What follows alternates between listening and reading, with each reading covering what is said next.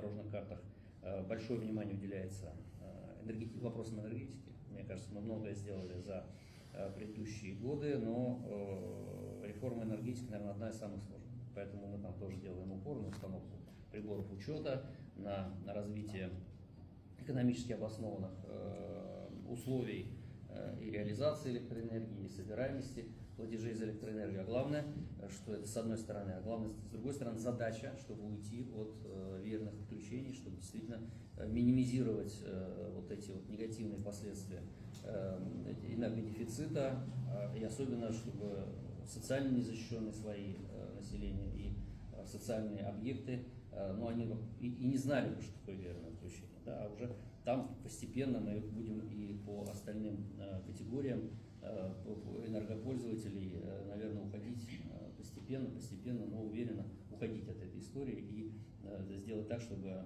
и инфраструктура республики, и объемы энергогенерации, которые так или иначе поставляются сюда, были достаточно. Вот мы с президентом тоже затронули тему, которую раньше мы не касались, а я бы очень хотел, чтобы она у нас появилась хотя бы в проектах, пусть там это не 26-й, там 28-й, 30-й год. Может быть, не может быть, а точно, что надо подумать о развитии возобновляемых источников энергии, то есть как дополнительный источник, который, безусловно, никогда не заменит базовую генерацию, но в качестве дополнительного источника, который может до 20-30% общего энергопотреблия республики в будущем обеспечивать, мне кажется, это вполне реальная задача.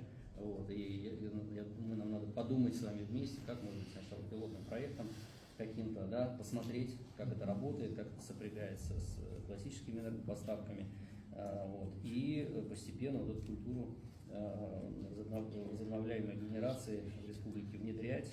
Я думаю, для этого тоже есть и компании, которые готовы инвестировать